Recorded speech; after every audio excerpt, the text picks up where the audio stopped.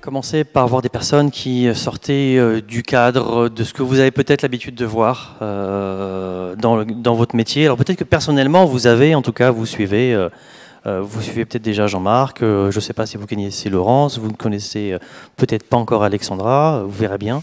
Mais on se disait, il faut que Flupa porte ces choses-là et donc sortir des écrans. Voilà, on s'est dit que c'était aussi important. Parlons design d'espace, donc des espaces dans lesquels nous vivons, hein, tout dépend des tranches de vie auxquelles on parle, pro, perso, etc. Et on s'est dit, autant demander le point de vue à un architecte, un ou une architecte, et parce que c'est une profession qui est confrontée au fait de concevoir, d'imaginer des bâtiments bas carbone, bien sûr, mais aussi qui s'intéresse à l'usage. Ça, c'est très important pour nous, bien entendu. Qu'est-ce que font les gens qui habitent dans ces bâtiments-là ou dans ces espaces? Et il s'agit, en tout cas selon moi, de construire un espace autour des envies, des contraintes, mais aussi des besoins des utilisateurs, bien entendu. Et quand j'ai discuté avec Alexandra et une de ses collaboratrices, Éléonore, donc elles sont toutes deux du cabinet Studio Architecture, il y avait beaucoup de mots-clés qui faisaient tilt dans la conversation qu'on a pu avoir à distance, et ça me semblait évident. Non pas qu'elle avait des choses à dire, parce qu'au bout de 30 ans de carrière, dans plusieurs pays, on a forcément des choses intelligentes à dire, mais il semblait évident qu'elle devait faire partie de cette édition, encore une fois, cette 10e édition anniversaire. Alors pour la petite histoire, si j'ai bien, alors c'est pas quelque chose dont on a échangé, mais que j'ai lu, comme chacun peut lire sur votre profil LinkedIn, et là vous me direz non, c'est pas ça, vous avez mal compris. Les différents bâtiments rouges qui sont dans le parc de la Villette, il me semble que voilà, vous avez, qui sont les Folies, elle n'y est pas étrangère en effet, donc c'était le hasard complet que voilà, tous les jours entre ici puis le Airbnb de Flupa, on passe devant. Donc je dis, mais oui, c'est. Après, il faudrait que je vous parle. Il y a un arbre qui est planté juste à l'entrée d'un escalier. Je trouve ça un peu ridicule, mais vous n'y êtes pas pour grand-chose. Quoique l'arbre a dû être planté il y a peut-être 30 ans. Voilà. Et elle a aussi contribué à faire les bureaux de certaines petites startups de la Silicon Valley à l'époque, qui sont devenues grosses aujourd'hui, dont je tairai le nom. Voilà. Alors j'avoue que spontanément, j'avais en tête des noms masculins d'architectes, évidemment. C'est aussi lié à mon biais, ou en tout cas aussi à la couverture médiatique du genre. Et là, on m'a dit, non, en fait, un bon camarade Flupa m'a glissé le nom de quelqu'un qui connaissait quelqu'un ou quelqu'une. Et par ricochet, c'est comme ça que j'ai rencontré Alexandra. Et donc, je vous propose de l'écouter. Et puis, il y aura une session de questions-réponses après, bien entendu. Donc, merci d'accueillir Alexandra Villegas.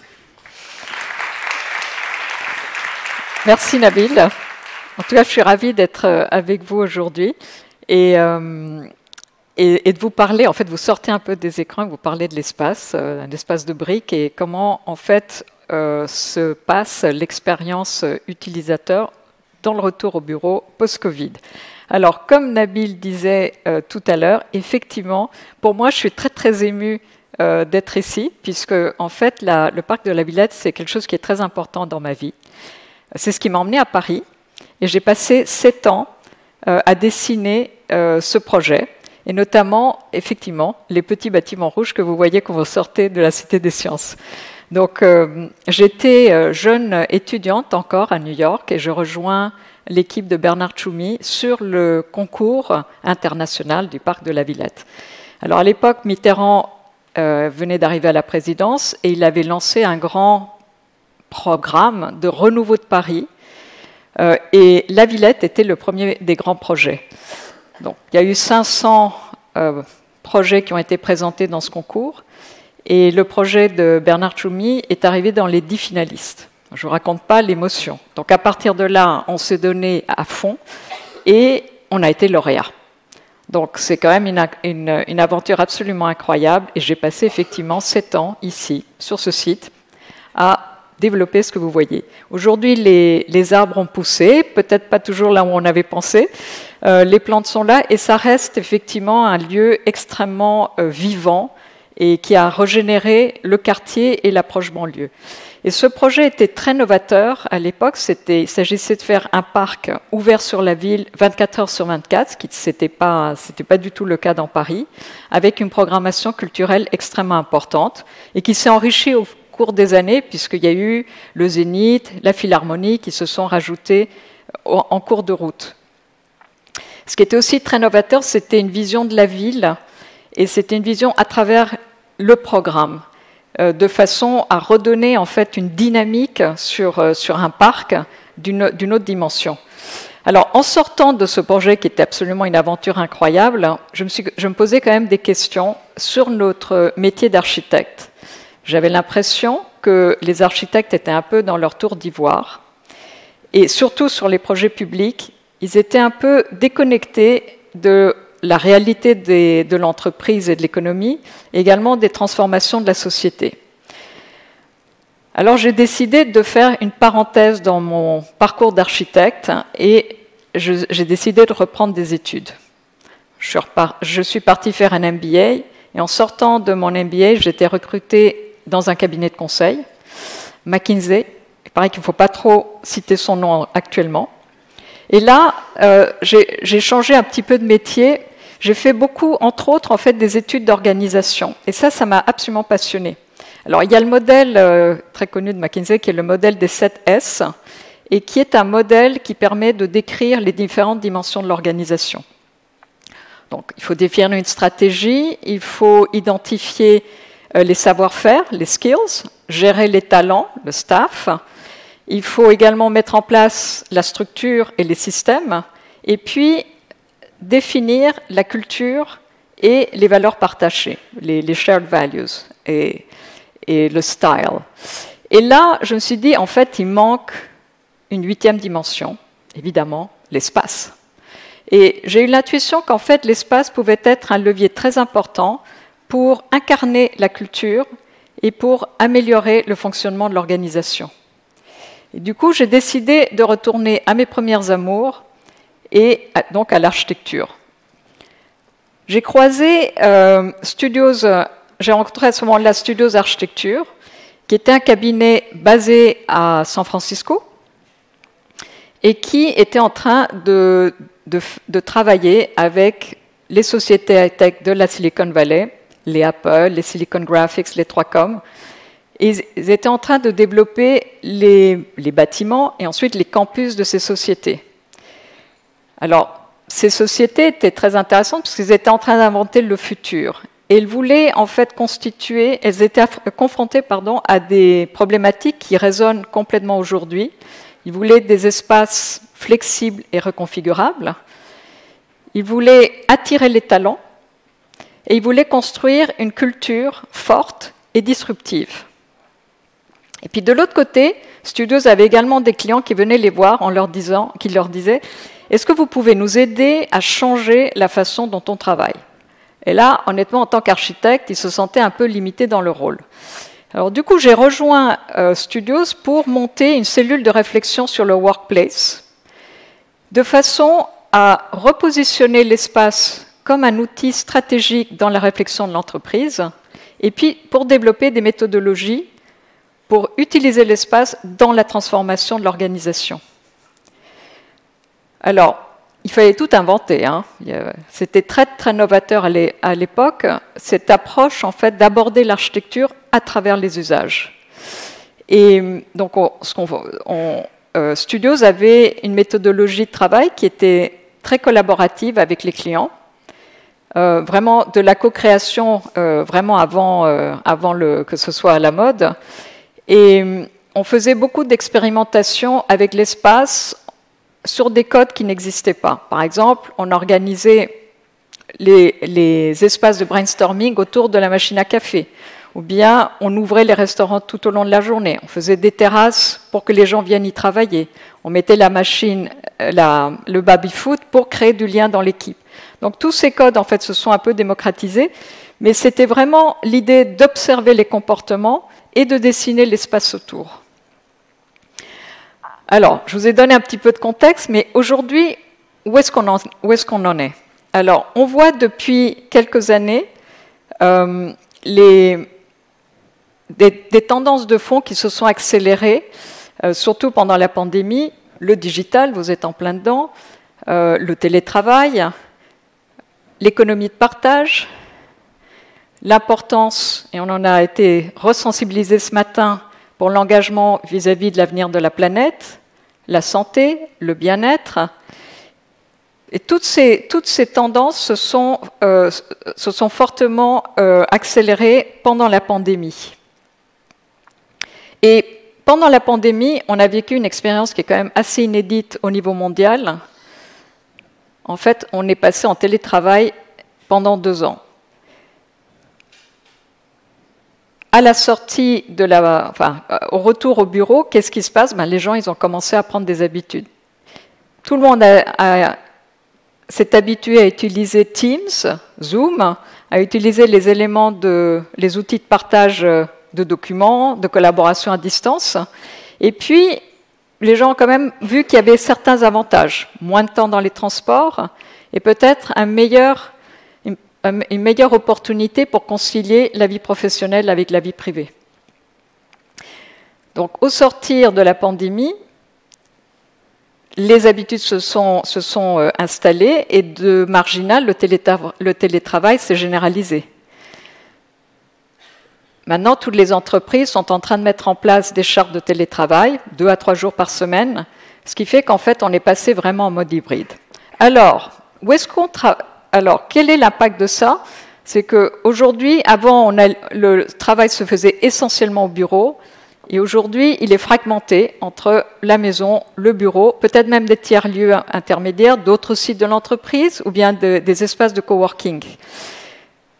Ce qui fait que ça remet complètement en cause tous les paradigmes qu'on connaissait. Avant, on était vraiment sur métro, boulot, dodo. Maintenant, en fait, on a le choix. Alors, dans le match, dans cette équation, où est-ce qu'on travaille le mieux? Est-ce qu'on travaille mieux au bureau ou est-ce qu'on travaille mieux à la maison? Alors, je ne sais pas si vous êtes familier avec l'indice Leesman, mais c'est une société qui, depuis des années, évalue la performance de l'espace de travail. Alors, ils travaillent avec les grands groupes internationaux, il y a 800 000 réponses en fait, dans leur base de données sur 120 pays. Et pendant la pandémie, ils ont commencé à mesurer la performance du travail à la maison. Alors, ils ont un questionnaire avec 21 activités et différentes dimensions. Et donc, quels sont les résultats? Donc, dans le match, qui est-ce qui gagne, la maison ou le bureau? Et ce que vous voyez le premier graphique, en fait, c'est la note en moyenne sur l'index. En fait, c'est la maison qui gagne avec 74. 10 points au-dessus de la performance du bureau moyen. Et il n'y a que les bureaux qui sont extrêmement bien dessinés, par des super architectes évidemment, qui en fait, ce qu'on appelle le best in class, qui eux sont supérieurs en performance à la maison. Bon, nous, en tant qu'architectes, on se dit, là, on a un peu de soucis à se faire. Mais ce qui est intéressant, c'est qu'est-ce qui se passe depuis qu'on est retourné au bureau? Premier ou deux? Donc, depuis qu'on est retourné au bureau, on a mesuré aussi en fait, le mode hybride, puisque aujourd'hui, on est en partie en présentiel, en partie en distanciel. Et là, donc ça, c'est le résultat du questionnaire avec les 21 activités. En bleu, vous voyez la performance du bureau, enfin en mode hybride, la performance du bureau. En jaune, la performance du travail à la maison. Et en blanc, le mode hybride. Et on se rend compte que le mode hybride, en fait, performe mieux que les autres. C'est-à-dire que les gens ont compris les bénéfices que vous pouvez tirer de ce système mixte et qui font mieux certaines activités à la maison et mieux certaines activités au bureau. Par exemple, les activités de concentration ou les appels téléphoniques, ils sont plus confortables à la maison. En revanche, tout ce qui est sur les réunions, la communication informelle, le transfert d'informations, recevoir des clients, c'est mieux au bureau. Donc, on peut se poser la question, alors pourquoi aller au bureau? Et déjà, le fait qu'on se pose cette question, c'est quand même très intéressant, puisqu'en fait, avant, on allait au bureau par routine, métro, boulot, dodo. Aujourd'hui, le Covid a questionné radicalement ce paradigme. Aujourd'hui, on a le choix. Et en fait, on doit décider, mais en fait, pourquoi est-ce qu'on va au bureau? Donc, essentiellement, c'est pour rencontrer les collègues. Ça, c'est vraiment la raison essentielle. Ensuite, c'est vraiment pour toute cette collaboration informelle, pour toutes les conversations autour de la machine à café, mais qui font le sel de la vie, pour aussi avoir accès à des outils technologiques qui sont hyper performants, et puis également pour retrouver la bonne chaise ergonomique qui nous a tant manqué pendant les confinements. Donc il y a plusieurs raisons, mais ce mode hybride est là pour perdurer. Alors, quels sont les enjeux pour le bureau? On se rend compte qu'en fait, il faut que le bureau soit complètement réinventé, parce que ce qu'il est aujourd'hui ne correspond plus en fait au nouveau mode de fonctionnement. C'est un peu comme les magasins. Avant le Covid, en fait, on allait au magasin pour acheter des choses. Pendant la pandémie, le commerce en ligne s'est généralisé, c'est pratique, et finalement, les habitudes ont changé. Donc, on ne va plus au magasin pour juste acheter quelque chose qu'on peut faire de façon assez transactionnelle sur Amazon, mais on va pour une expérience. Eh bien, c'est un peu la même chose pour le bureau. Donc, un de nos premiers enjeux, c'est de faire du bureau vraiment un lieu mémorable. Quelque chose qui incarne la culture et l'ADN de l'entreprise, qui fait transpirer la mission de l'entreprise, un endroit aussi où on peut socialiser et retrouver cette appartenance à l'organisation. Alors, je vais vous montrer quelques exemples de travail que l'on fait auprès de... Enfin, vous allez reconnaître quelques-uns de nos clients pour incarner cela. C'est ce que nous, on appelle créer l'esprit du lieu. Alors, premier exemple, Nike à New York. Alors, lorsqu'on rentre... Alors, Nike est très fort pour communiquer ses valeurs à travers ses produits.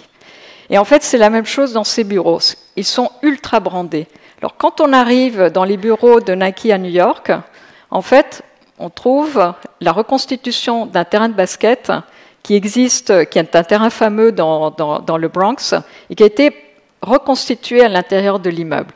Et en fait, cet espace, c'est à la fois un espace où on fait les lancements de produits, où ils accueillent les grandes stars du sport pour faire des émissions de télévision, mais c'est également leur auditorium, c'est également l'endroit où ils font des plénières et des all hands et des événements, mais c'est également un espace où ils accueillent les écoles du quartier qui peuvent venir jouer dans le terrain.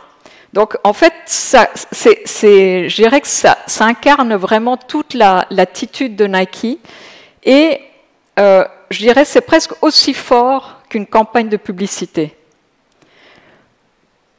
Un autre exemple un peu plus près de chez nous, c'est un projet qu'on a fait pour Coca-Cola. Et là, on était parti de la bouteille iconique de Coca-Cola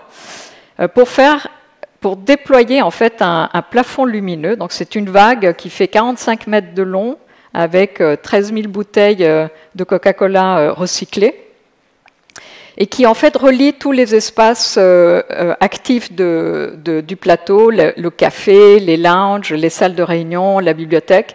Et ça crée une véritable épine dorsale très très brandée. Un autre exemple, c'est également les bureaux du Major Baseball League. Donc ça, c'est un bureau qui sont aux États-Unis, évidemment. Et là, de nouveau, on a intégré l'art. Et cette photo, qui est la photo historique d'un baseballeur très fameux aux États-Unis, est constituée de photos des visages des collaborateurs de la fédération. Donc il y a un message très fort, de nouveau, que l'on peut transmettre. Alors voilà un peu sur les aspects un petit peu d'illustration, mais derrière tout ça, il s'agit de créer une communauté. Donc ça, vous êtes, je pense, dans vos métiers, c'est un peu pareil. Il faut créer une communauté qui soit vivante et qui permette à l'entreprise de s'engager par rapport au futur. Aujourd'hui, l'entreprise a compris que pour innover et pour relever les défis, notamment de la crise climatique dont on nous a bien rappelé l'urgence ce matin, elle ne peut pas travailler toute seule. Donc elle doit accueillir son écosystème et l'accueillir, c'est-à-dire les startups, les universités, les partenaires business, parfois même le quartier où ils sont implantés. Et pour cela, en fait, on est en train de voir une transformation des rez-de-chaussée des bâtiments. Aujourd'hui, en fait, ce qu'on a connu, c'est un peu des bâtiments forteresses, c'est-à-dire le rez-de-chaussée, c'est un peu limité à l'accueil. Demain, en fait, c'est les socles animés, ce qu'on appelle, c'est vraiment des espaces où on va trouver un café, des espaces de coworking, des salles de formation, des commerces, des espaces de sport, et qui vont peut-être même s'ouvrir au quartier. Un exemple, par exemple, on a fait les bureaux d'Ericsson à Budapest, et ils sont localisés à côté de l'université technique pour des raisons tout à fait stratégiques, et leur restaurant est ouvert au public, ce qui fait qu'en fait ça permet aux étudiants de venir déjeuner et de commencer à vraiment rencontrer les gens et créer cette espèce de lien fluide entre l'université et Ericsson. Et également, ils ont leur centre de conférence, et bien ils font des événements, des Innovation Days, et donc c'est ouvert à tout le public. Ce que nous avons appris de toute notre expérience aux États-Unis sur les campus, c'est qu'en fait, il faut qu'on crée à l'intérieur du bureau un espace qui est très riche et qui, en fait, vient toucher les 5 dimensions absolument essentielles. Donc, ce que nous, on appelle chez nous le work, live, eat, play, learn. Et c'est comme un peu quelque chose qu'on pourrait se dire à l'échelle d'un quartier. En fait, il faut qu'on ait des espaces où on travaille, où on va manger, on va faire son sport, on pose son pressing. Et tout ça doit se retrouver au sein du bureau. Donc, de nouveau, une variété d'espaces, une palette beaucoup plus large, où les gens se sentent bien. Et de nouveau, ce qui les incite en fait à sortir de chez eux et venir au bureau. Alors, comment est-ce que ça peut se traduire? C'est quoi les codes, en fait, des bureaux in? Alors, tout d'abord, il faut repenser l'accueil. Donc, fini la banque d'accueil statutaire avec des fauteuils où, en fait, l'âme en peine, on attend qu'on vienne nous chercher. Place au barista qui vous offre un café et où on peut, avec un espace de coworking, où on peut retrouver ses collègues ou, en fait, avoir une réunion sans devoir booker une salle de réunion dans les étages. Fini la cantine ouverte entre midi et 2 et fermée le reste du temps. Donc aujourd'hui, l'offre de restauration se diversifie. On commence à voir 3-4 types d'offres de restauration. La brasserie, le snack, le café, le click and collect, le service à table, le room service. Tout ça sont des notions qui viennent alimenter la réflexion. Également, à côté du café, en fait, on a souvent des espaces de coworking. L'idée est vraiment d'accueillir les gens qui ne sont pas des résidents, donc soit des collaborateurs d'autres sites, soit même, justement, des visiteurs, des étudiants qui peuvent venir utiliser cet espace.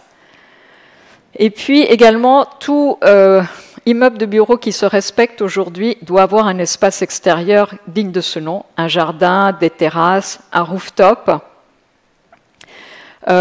Et cette connexion à la nature est ultra importante pour la créativité. En fait, le potager, c'est un peu la nouvelle machine à café. Hein. Alors, l'autre enjeu, c'est l'espace de travail lui-même. Vous allez me dire, tout ça, je vous fais rêver, c'est bien beau, on se croirait au Club Med, mais en fait, les bureaux, c'est aussi fait pour travailler, non? Donc, qu'est-ce qui se passe au niveau de l'espace de travail? Alors, aujourd'hui, les gens ont pris un peu leur confort à la maison et il est hors de question qu'ils viennent au bureau, qu'ils se retrouvent tout seuls dans un plateau avec des postes de travail vides. Ça, c'est absolument sinistre. Donc, il y a une vraie réflexion de comment, en fait, réinventer l'espace de travail. Et c'est beaucoup plus compliqué. Avant, lorsqu'on faisait des réunions et tout le monde était au bureau, tout le monde était au bureau. Lorsqu'on était, pendant le confinement, tout le monde était à distance, tout le monde était sur l'écran. Aujourd'hui, c'est beaucoup plus compliqué en mode hybride. La moitié des gens sont présentiels, les autres à distance. Et en fait, c'est très difficile pour que les gens à distance se sentent inclus dans la réunion. Donc, ils peuvent se sentir un peu comme des citoyens de deuxième zone et ne pas participer aux décisions. Donc, il faut qu'on repense toute la technologie et la configuration des espaces pour rendre cela beaucoup plus fluide et beaucoup plus inclusif. Alors, il faut repartir de l'humain et se recentrer sur les différents métiers qui sont dans l'organisation. Alors, ça, c'est un exemple, par exemple, de bien comprendre, c'est un exemple d'un client, on a des ingénieurs, on a des créatifs, on a des gens qui sont plutôt admin. Donc, tout ça crée en fait des nouveaux besoins et il faut adapter l'espace autour de ça. L'ingénieur va vouloir avoir un poste de travail avec des grands écrans et peut-être des petits laboratoires où il peut effectivement bricoler des maquettes, alors que le créatif va travailler sur un portable et plutôt avoir des espaces de brainstorming. Il faut aussi prendre en compte le fait qu'on a différentes générations. Les baby boomers seront plus à l'aise de travailler sur un poste de travail, alors que la Gen Z sera tout à fait confortable avec son portable sur un canapé avec 3 applis ouvertes en même temps. Donc en fait, le message, c'est qu'il faut sortir de la dualité poste de travail, salle de réunion et offrir une très très large palette d'espaces qui répondent à différentes activités avec différentes postures, entre des espaces actifs comme un café qui est très collaboratif ou des espaces très calmes qui peuvent être une bibliothèque où on peut lire tranquillement ou faire un travail concentré. Et d'avoir des espaces très reconfigurables pour, par exemple, des espaces de créativité. Également, d'avoir cette flexibilité des espaces pour pouvoir les reconfigurer. On travaille beaucoup en ce moment sur les scénarios d'usage sur un même espace. Donc ça peut être à la fois un espace au quotidien qui sert de lounge, mais qui se transforme en auditorium à certains moments, ou en salle de créativité. Et on travaille de plus en plus maintenant les parcours. Donc c'est vraiment l'expérience utilisateur suivant les différents profils. Donc dans un même espace, on peut avoir par exemple le parcours d'un résident qui arrive en vélo, qui va prendre un café, qui va faire une séance de créativité, alors qu'en fait le visiteur va arriver par le hall principal, va être reçu, on va lui faire une démo dans le showroom, et en fait il va poursuivre la conversation à un déjeuner de travail. Donc tout ça, on l'orchestre un petit peu peut-être de la façon dont vous le faites dans les applis. L'autre chose qu'on a aujourd'hui, c'est également la variation de l'occupation. C'est-à-dire si les gens sont là certains jours pas, comment est-ce qu'on gère? C'est un vrai challenge pour le management. Donc, par exemple, nous, on est très en faveur de recréer des rites et des rituels. Par exemple, dans la semaine, la réunion de service va créer une cohésion où tout le monde va être là, où en fait certaines entreprises font des happy hours le vendredi soir, ce qui crée des événements et des rendez-vous rituels. Enfin, la data devient ultra importante. Aujourd'hui, on commence à parler beaucoup plus d'une expérience digitale, c'est-à-dire à la fois l'expérience de l'espace, mais également toutes les applications qui peuvent l'accompagner. Notamment, c'est très important pour pouvoir prévoir les jours où les gens sont là, les jours ne sont pas là, par exemple avec des effets extrêmement pratiques de savoir combien de repas il faut cuisiner au restaurant. Et également donner beaucoup plus cette expérience, cette facilité de réserver des salles de réunion ou de réserver des postes de travail à l'utilisateur sur une application sur le smartphone. Donc, en conclusion, en fait, on voit que le bureau est en train de vivre une mutation extrêmement importante, que le Covid a remis en cause en fait, le postulat du bureau comme étant un espace unique où on travaille, et que ça a remis en cause à la fois l'organisation du travail, le mode de management et l'appartenance également à l'entreprise. J'étais à San Francisco la semaine dernière, et en fait, à San Francisco, les gens ne sont pas retournés au bureau. Donc ça crée également une distance assez incroyable vis-à-vis de l'entreprise. Vous avez entendu sans doute parler du phénomène de la grande démission aux États-Unis. Donc les gens quittent leur job parce qu'après 2 ans d'être restés à la maison, ils se disent « mais qu'est-ce que je fais là quoi ?» Donc ça revient un petit peu à la question de ce matin. Quelqu'un pensait « voilà, est-ce qu'on lâche tout et on va élever des chèvres dans le Morvan ?» Donc il y a une vraie remise en question de ce qu'on fait. Donc le bureau, nous on croit que le bureau, il n'est pas mort et ça reste en fait le meilleur véhicule pour créer du lien social, transmettre les valeurs et la culture de l'entreprise et donner du sens en fait à la mission de l'entreprise. Mais notre métier a beaucoup changé et on doit questionner le rapport entre la forme et les usages. C'est quelque chose dans ce sens où peut-être vous-même, vous êtes dans le même, ça interroge aussi les mêmes relations dans vos métiers. C'est-à-dire, nous, on construit des bâtiments, mais quand vous dessinez un nouveau téléphone ou une appli, c'est également cette réflexion autour des usages qui sont importantes. Alors nous, on gère des cycles temporels qui sont assez différents. On a à la fois, on fait des bâtiments, et ces bâtiments, ils ont un cycle de vie qui est sur des cycles de 25 à 30 ans. Il faut qu'ils vivent plusieurs vies. Et là, on a une forte responsabilité déjà à rénover, de ne pas construire de bâtiments neufs, mais vraiment rénover, et anticiper les évolutions potentielles. Donc l'autre élément, c'est que cette évolution des usages se fait sur une temporalité extrêmement courte. 2-3 ans, en fait, on a complètement changé. Les immeubles qu'on a livrés, nous, il y a 5 ans, on se dit, waouh, on a beaucoup bougé entre-temps. Donc, on est pris entre ces deux temporalités. Et l'autre chose, en fait, qu'on doit également, et que vous avez peut-être également, on doit également se confronter à la concurrence du digital. Avec la pandémie, en fait, les gens ont pris des habitudes et il faut vraiment recréer cette expérience absolument mémorable pour que les gens aient vraiment envie de venir au bureau. Et nous, en tant qu'architectes, on pense qu'on a le bon bout et qu'on va vraiment relever le défi. Voilà, je vous remercie.